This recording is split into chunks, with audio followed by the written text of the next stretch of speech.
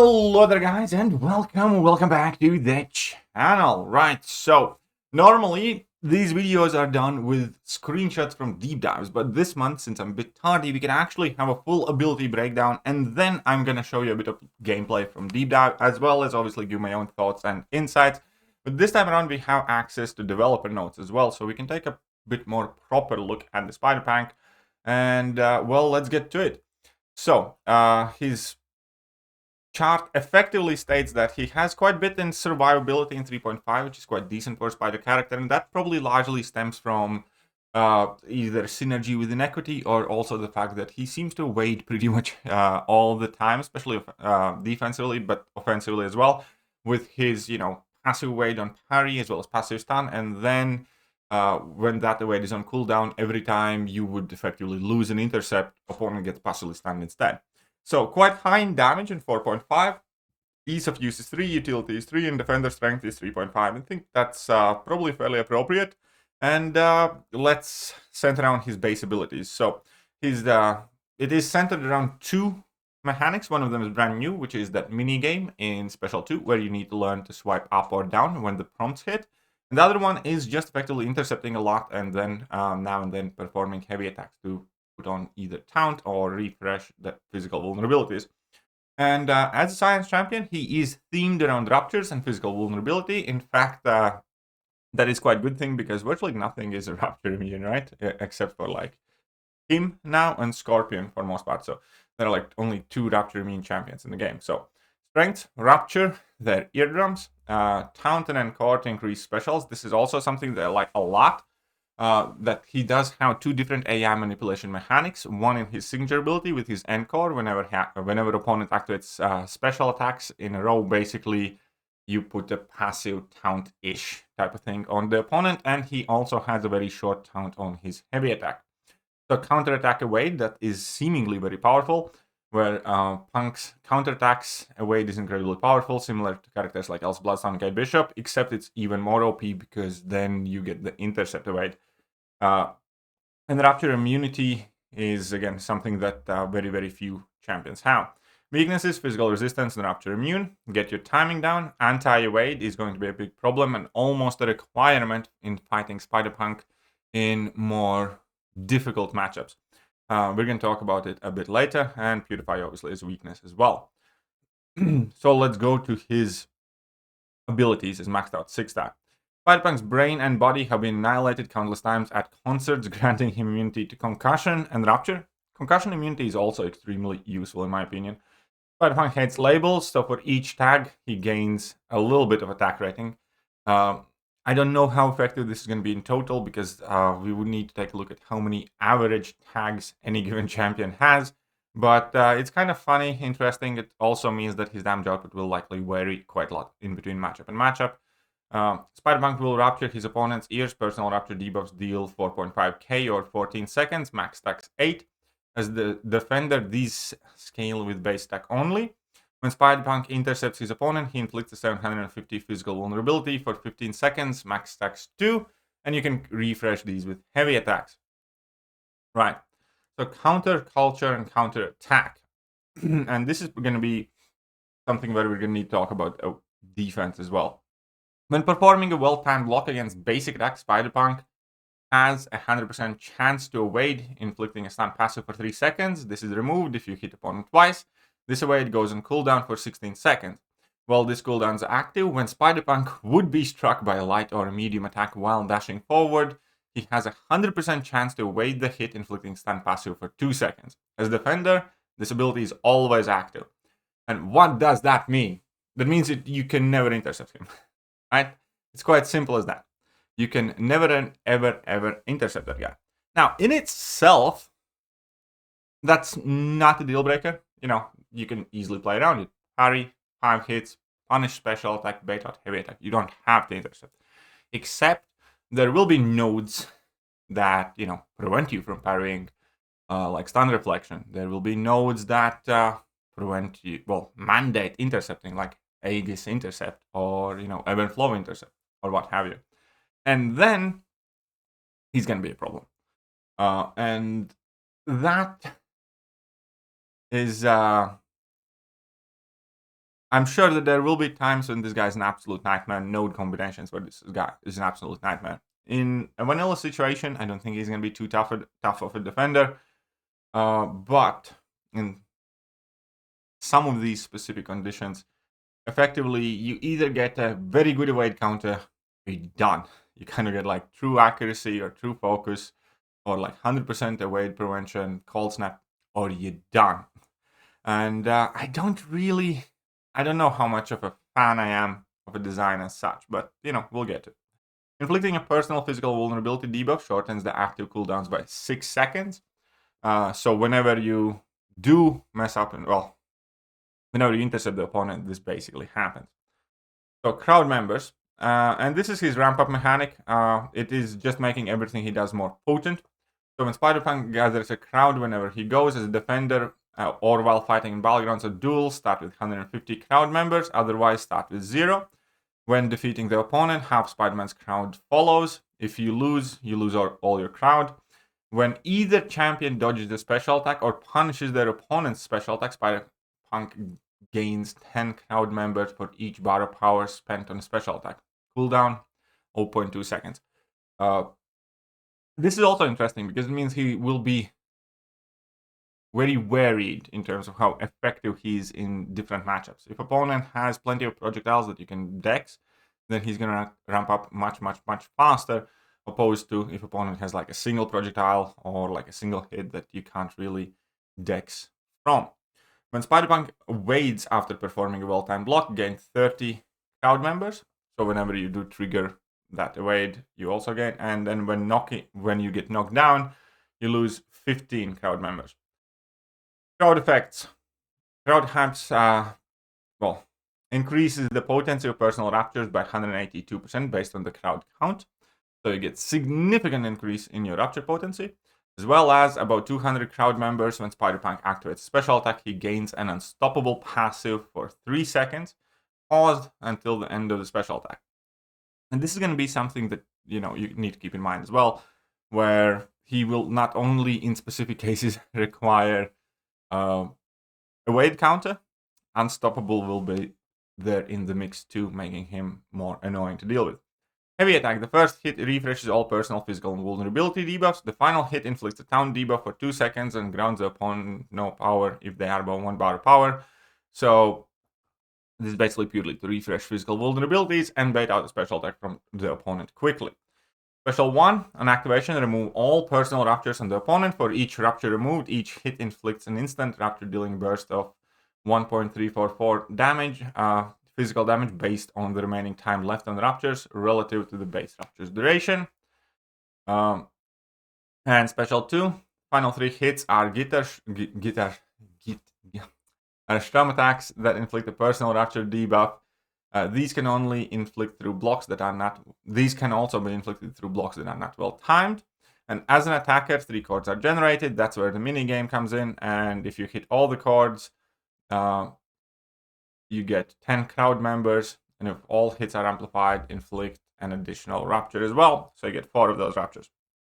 And again, the rotation for him is pretty clear. Drop your level 2.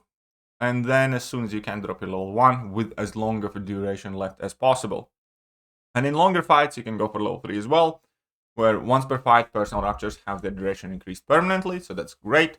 Inflict 3 personal raptures, and also you play a minigame where, depending how well you hit the level 3, you either get 150 or 100 crowd members.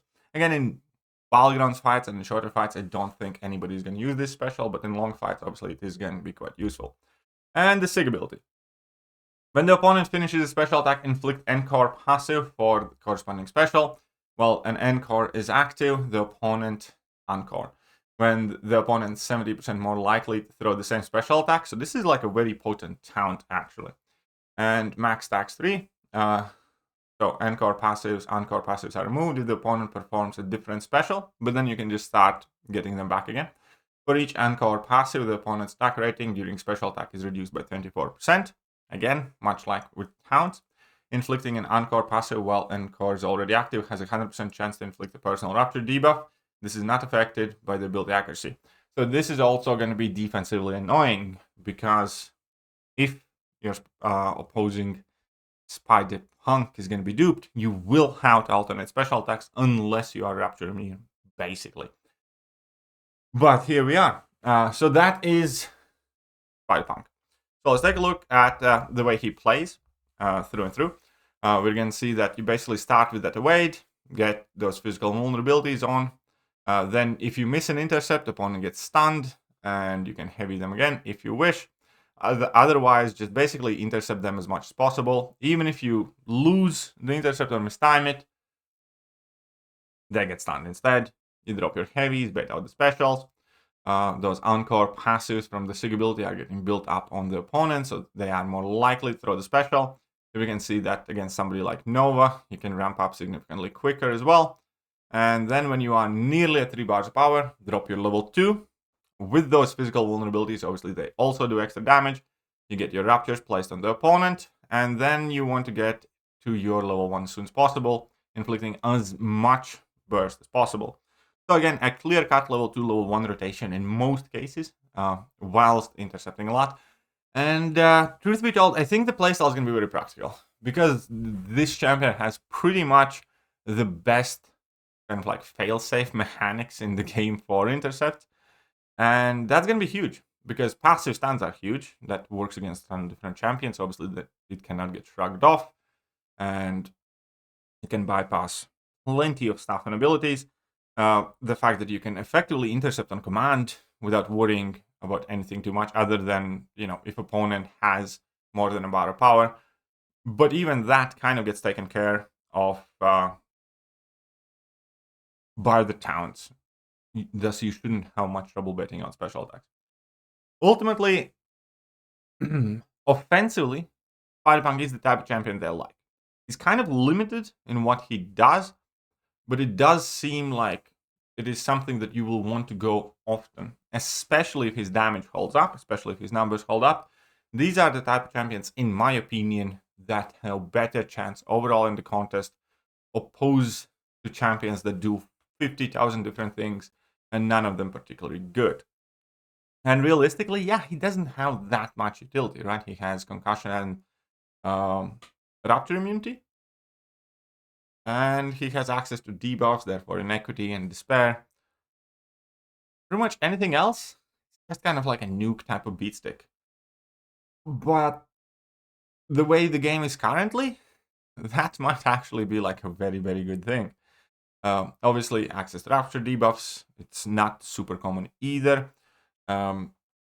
Still though, compared to many other science champions, like not the most amount of utility, right?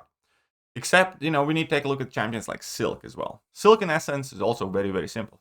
Physical vulnerability debuffs, and only bits of utility are the slow, which is awesome, and also some regen reversal. Regen reversal, I don't think Silk's strong suit either way. It's not awful, but, fine. And then the slow. But we're not enjoying Silk as much as we are because of that slow. We are enjoying it because you can play her super aggro and you can nuke things down with her. And Spider-Punk kind of seems like a similar idea. The only thing that kind of worries me is that your level 2, level 1 is not the shortest rotation either. He doesn't get, his power particularly faster than any other champions. So ultimately, here's kind of my thoughts on Spider-Punk. His success as an attacker will entirely depend how fast he is in battlegrounds and, how much damage he dishes out. That's just the game where we are at the moment. He doesn't do anything special aside from that Rapture immunity and concussion immunity. And damage is what he will have to go with. I love the fact that he does have that evade, safeguard, and passive stance that are pretty much always there. That's like a massive plus in safety of use, thus having more consistent results, thus making it more likely he will be popular. If he's not fast enough, he's just not going to be good enough. That's the end of the story. He clearly isn't the versatility machine. He's offensive, nuke type machine. Defensively, though, I'm going to say his design is in a manner where I am not particularly big fan of. Because he's one more of those unwinnable matchups in plenty of scenarios. Again, like imagine a situation where he's on Aegis Intercept and let's say Incursions, and you just don't have an evade counter. He's unkillable. Every time you try to intercept him, you're gonna get passively stunned. Done. You're screwed.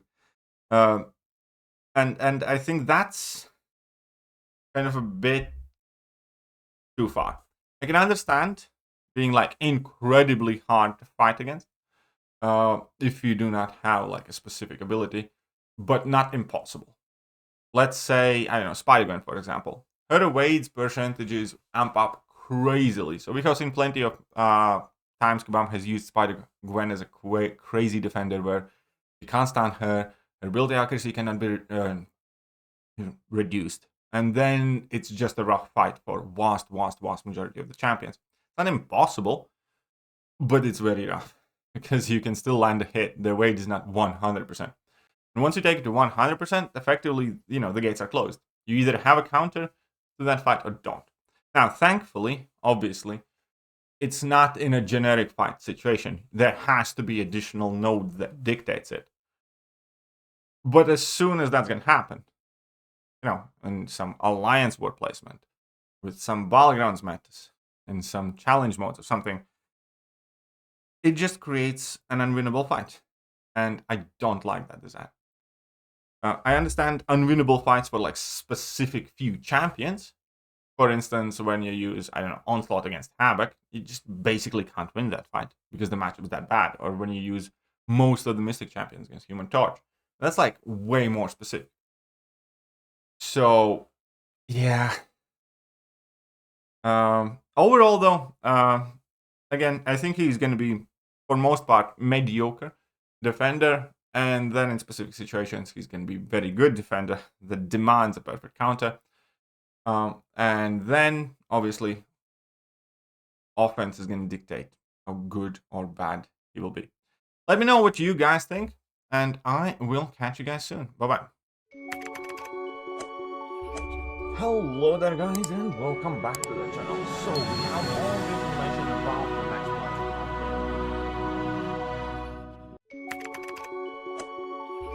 Hello there, guys, and welcome back to the channel. So, we have all the information about the